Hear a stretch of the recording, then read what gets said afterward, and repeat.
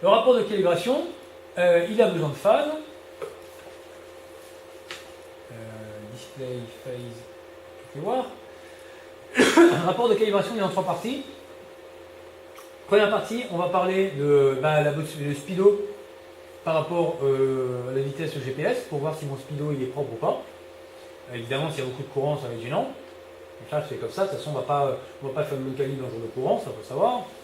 Deuxièmement, c'est un peu mes angles de vent dans mes virements de bord, ma true in dire, comment est-ce qu'il évolue sur les virements de bord, les empannages. Et puis troisièmement, si j'ai moyen de... alors vous, je crois que vous ne pouvez pas faire ça, hein, vous n'avez pas de table de calibration pour le pré et portant, pour la force du vent. À terme, il y aura probablement ça, avec ces nouvelles girouettes, la chair, il y a peut-être qu'il y aura ça. Et du coup, là, ce qui m'intéresse, c'est de voir quand je suis au pré sous foc et au portant sous spi, je sais que mon vent il diminue pratiquement toujours à cause du upwash du spi. Et donc, il faut que je regarde les passages de marque. Et parce que les passages, Recipe aura détecté les passages de marque. Et il peut me faire un segment avant au pré, un segment après au portant quand les deux sont stables. Et puis, il faut, si le temps n'est pas trop élevé entre les deux, je peux regarder comment évoluer ma vitesse de vent et donc calibrer un peu mes trucs. Nous, on va faire simple, on va faire rapport, calibration report. Les sections, on va même tout laisser vide, on va prendre juste ce qu'il va me proposer par défaut. Je fais OK. Je sauvegarde.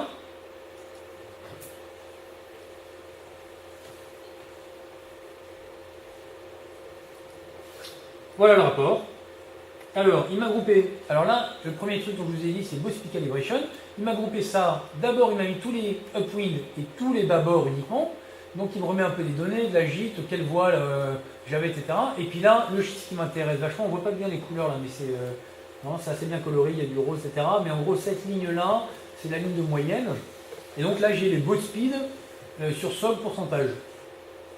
Là, 100,7%, c'est plutôt super, hyper satisfaisant. On était bien calibré. Je sais en plus que là c'était à balance, donc il n'y avait pas de courant.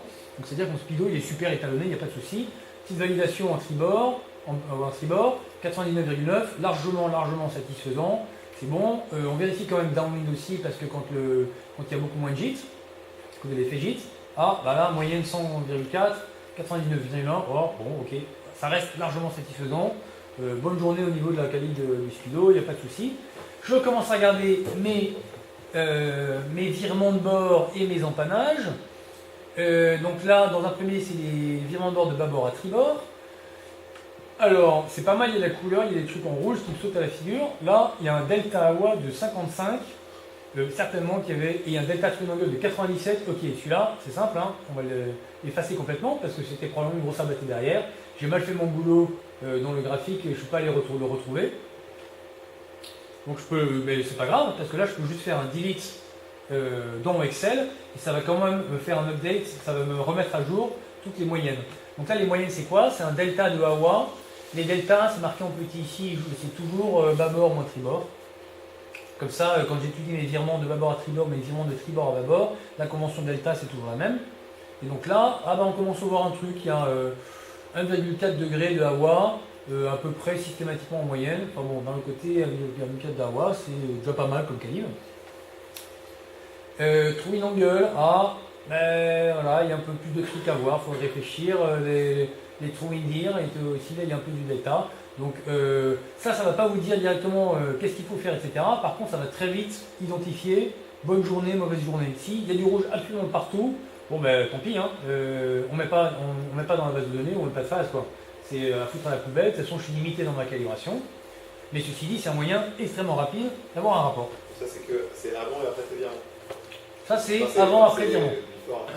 Avant après virement. Deuxième partie, avant après empannage. Et quelles données tu prends autour du virement? Autour du virement?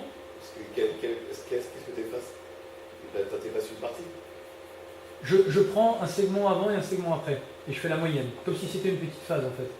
Ouais. Et comment tu spécifies le temps que...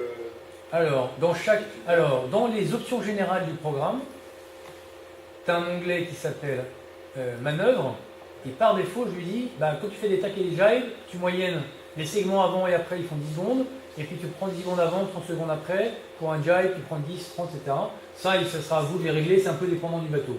Excel. Voilà, before, after, ça correspond exactement à ça. le fait que je te mette 10 et 30, c'est les temps avant. Et après, parce qu'en fait, tu vois, la ligne du 25, c'est que tu peux, dans la version team, tu peux aller jouer avec chacun des virements de bord un par un et faire varier. Et on va le faire parce que selon les journées, il y a des trucs différents, etc.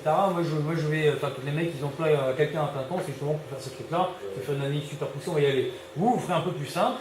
On peut faire juste, j'ai les options générales, et puis plutôt que d'aller régler chaque truc, je vais les virer quand ils ont l'air un peu trop mauvais. Ils mettent des trucs moyens ou bons, et puis je regarde un peu les chiffres.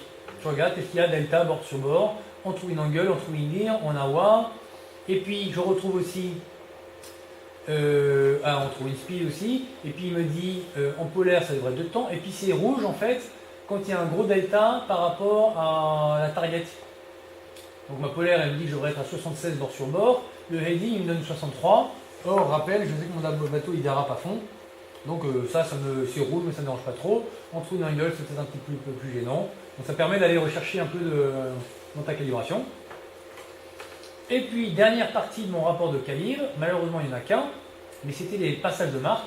Là, c'est un peu le même système, on fait des segments avant-après, on fait des moyennes avant-après, et puis le truc qui nous intéresse le plus, c'est le delta true in speed.